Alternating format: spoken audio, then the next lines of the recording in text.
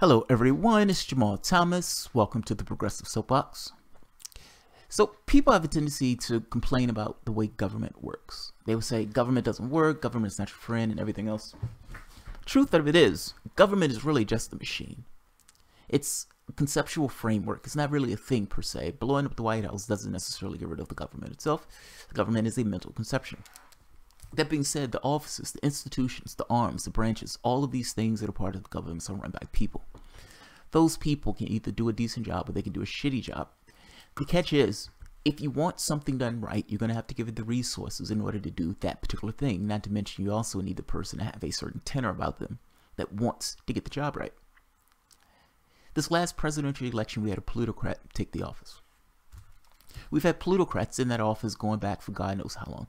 But this one was slightly different in the sense that usually these guys are working at the behest of their donors. But the power that the donors are wielding are somewhat behind the scenes. It's money in the pocket where nobody is looking. This is different. When Trump took office, he took office like a comic book villain. He was putting people in slots that they in no way had any business in being in those slots and knew nothing about those slots purely for ridiculous and unknown and uncertain reasons. One of those people was Betsy DeVos. Betsy DeVos essentially got her position because she was an awesome donor. She knows a dick about education and for all intents and purposes wants to use the government apparatus in order to enrich herself and her cronies. Take a look at this. Bernie Sanders questioned DeVos. This was back when she was getting approved. Thank you. Mrs. DeVos, there is a growing fear, I think, in this country that we are moving toward what some would call an oligarchic form of society, where a small number of very, very wealthy billionaires control, to a significant degree, our economic and political life. Would you be so kind as to tell us how much money your family has contributed to the Republican Party over the years? Senator, first of all, thank you for that question. Again, was pleased to meet you in your office last week. I wish I could give you that number. I don't know. I have heard the number was 200 million. Does that sound in the ballpark? Collectively, between over my the years, entire yes. family, that's possible. Okay. My question is, and I don't mean to be rude, but do you think if you were not a multi-billionaire, if your family has not made hundreds of millions of dollars of contributions to the Republican Party, that you would be sitting here today? Senator, as a matter of fact, I do think that there would be that possibility. I've worked very hard on behalf of parents and children for the last almost 30 years to be a voice for parents and to voice for students and to empower parents to make decisions on behalf of their children, primarily low-income children. Thank you. In your statement, your prepared statement, you say, and I quote, students should make informed choices about what type of education they want to pursue post-high school and have access to high-quality options. Some of us believe that we should make public colleges and universities tuition-free so that every young person in this country, regardless of income, does have that option. That's not the case today. Will you work with me and others to make public colleges and universities tuition-free through federal and state efforts? Well, Senator, I think that's a really interesting idea, and it's really great to consider and think about. But I think we also have to consider the fact that there's nothing in life that's truly free. Somebody's going to pay for it. And so, yes, you're right. And you're right. so Somebody will pay for it, but that takes us to another issue. I think, and that is, if I may, yeah. And that is, right now we have proposals in front of us to subsidize. By the way, people make that argument. That is a dumbass argument. Nothing is free. Public education, you make a determination as a state or as a organization, whatever way you organize yourself, and you choose the things that you believe that your society should provide. In this case, in our country, we decide public education is one of those things we provide. College could also be part of the public education system. It doesn't necessarily have to stop at 12th grade. Our education system doesn't have to be the way the education system is. It's ossified at this point. I'm saying there are two things that Sanders is making the point on. You have no qualifications to be sitting in that spot. The only reason you're sitting in that spot is because you were wealthy. You gave these guys $200 million, some ungodly sum of money. And ultimately, the only thing Betsy DeVos has done at this point has been to fuck over students and make their lives more difficult, people with loans. DeVos was asked additional questions recently.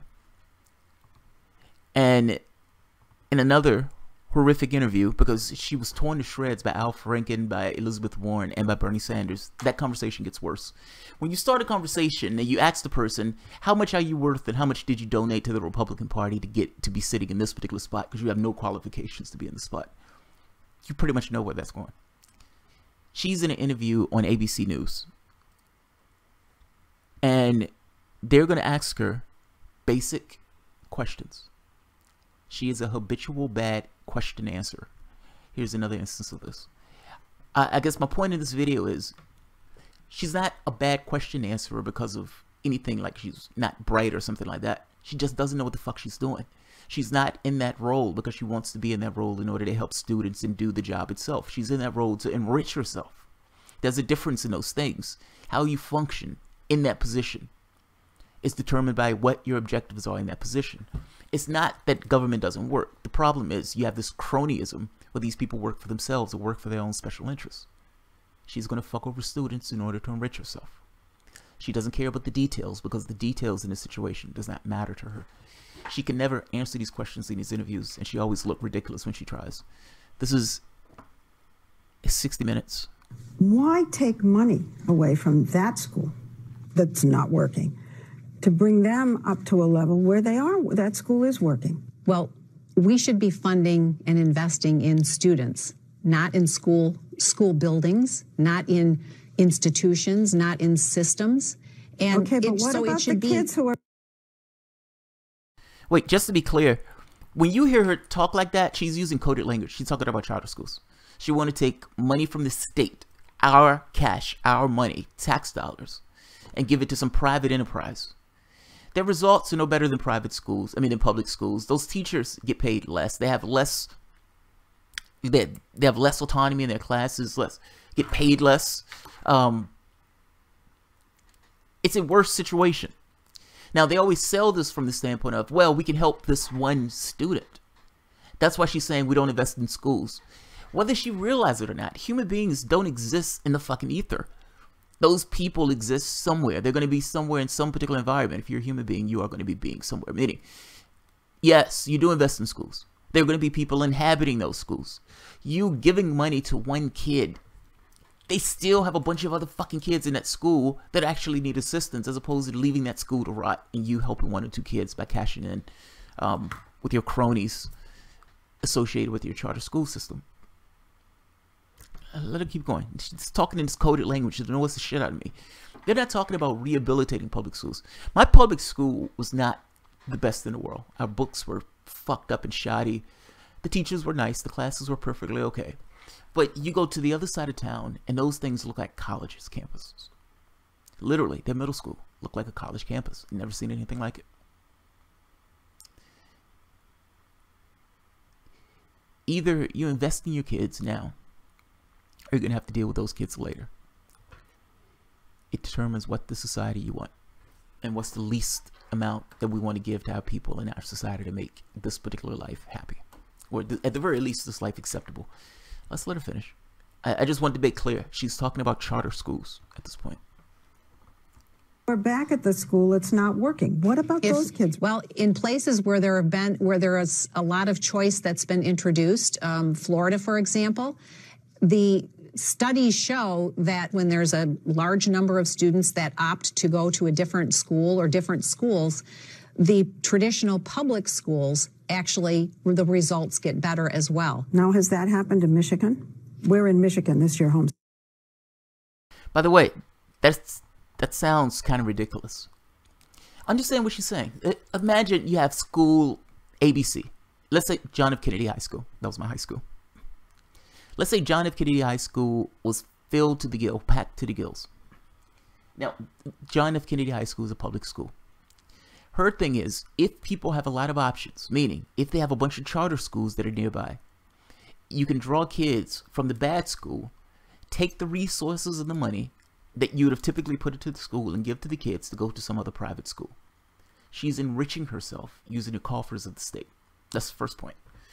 The second point is, if you have all those kids who are getting that additional cash and going to the other schools, you are effectively draining resources from the school that already needs resources. And you're even draining some of the best kids out of the school. Meaning, I am immensely doubtful that the performance of the school will get better. The people who you're pulling from those schools to go to the charter schools are probably going to be higher grade students and everything else. Some kind of qualifications that these guys are going to meet. You're draining the public school system. That's essentially what's taking place. Let's let her finish. I can't stand this woman. State. Michigan, yes. Well, there's lots of great options and choices for students here. Have the public schools in Michigan gotten better? I don't know. Overall, I can't say overall that they have all gotten better. The whole state is not doing well. Well, there are certainly lots of pockets where the students are doing well. But your argument that if you take funds away, that the schools will get better is not working in Michigan, where you had a huge impact. By the way, I'm glad she put it that way, because her argument makes no sense. If I take money away from the school that is already having difficulty, the school is going to somehow get better. This is when you can be a billionaire and not know what the fuck you're talking about. She is not in this position to get anything done. She's in this position purely for her own self-interest. Let's let her keep going. Her argument here is absolutely absurd. I'm glad the reporter called her on it. An influence over the direction of the school system here. I hesitate to talk about all schools in general because schools are made up of individual students attending them. The public schools here are... Again, listen to what she's saying. I hope you can understand what I'm saying. I'm hoping I'm saying this wrong. Everything that she's saying is cut in the language of disassociating the student themselves from the school itself. The reason she wants to disassociate the student from the school because she wants to use each of those students as these charter students. I want to be able to use money from this person to go to this particular school. This is my business interest. All of this is cut from the perspective of charter schools. She's trying to privatize the school system as much as she can possibly privatize it. Let's keep going. I told you, comic book villain. Doing worse than they did. Michigan schools need to do better. There is no doubt about it. Have you seen the really bad schools? Maybe try to figure out what they're doing? I have not intentionally visited schools that are underperforming. Maybe you should. Maybe I should. Yes.